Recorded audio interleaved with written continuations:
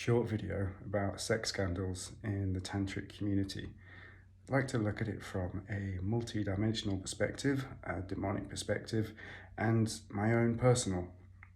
Maybe it's better to start with the personal perspective.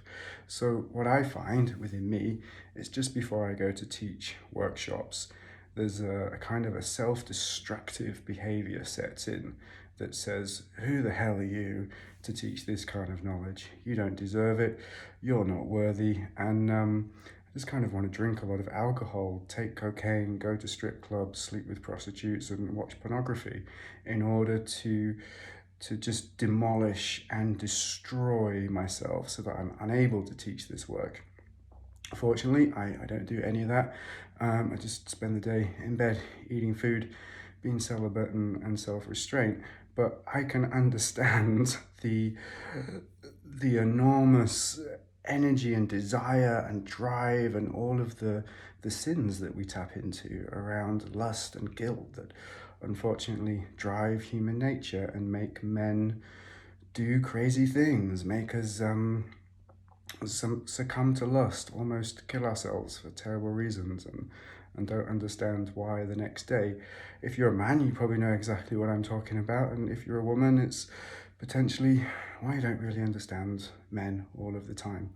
So that's my personal experience. And then from being in this field for several years and seeing colleagues, men who have past teachers, who have committed kind of assault, sexual assault, non-consensual acts in massage spaces, my perception of them is they're generally good-hearted people that are trying to do good work. But as soon as you have clinks in your armor, any kind of darkness or vibrational match, and you go into these other dimensional spaces, it's not always beings of light that are trying to work through you.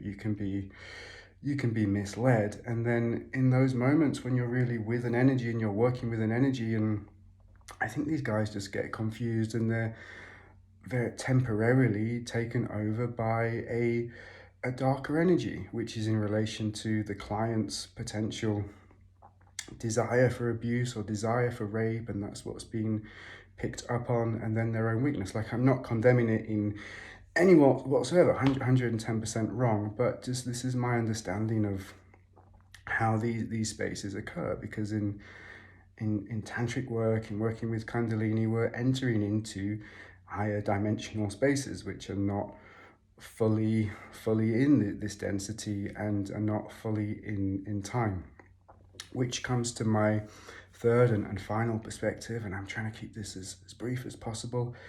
In larger communities, you'll often see sex scandals come 3, 4, even longer. I think what's important to remember is whatever we're thinking now can change what we're thinking in the past. And what we're thinking in the past can also change what we're thinking in the future. And as this reality, this light, matrix, universe, metaverse, whatever you want to call the thing that we're living in, time does repeat itself and consciousness experiences itself in different ways. So when people have been part of a tantric sex positive community, and if that light keeps overplaying what was potentially consensual, or at least done in a very different light, 4 or 5 years ago, people can become traumatized. They're no longer in this high vibrational state of acceptance. And as their vibration changes, their consciousness changes, their memory of the past changes, but the past also changes. And then you look back and you start to see these scandals that we can't really understand. I hope that makes sense and it's not too complicated or abstract, but my word of warning is you have to be so impeccable with your intentions, your boundaries, your clarity, and you can't just look at it from, well, I said this and you said that. You have to start understanding that in reality our future changes and our past changes, and if we want to move into living in a fifth dimensional reality, to build a fifth dimensional society, we have to have such integrity with our soul and with ourself and with our alignment that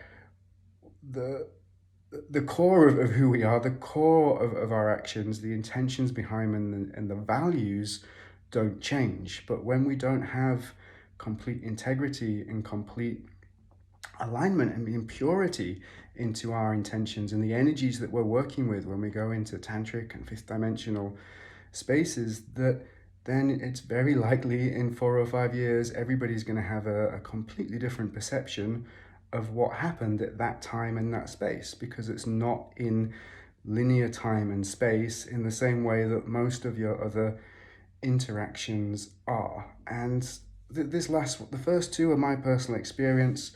This last one is my interpretation of energy and reality and how these things happen.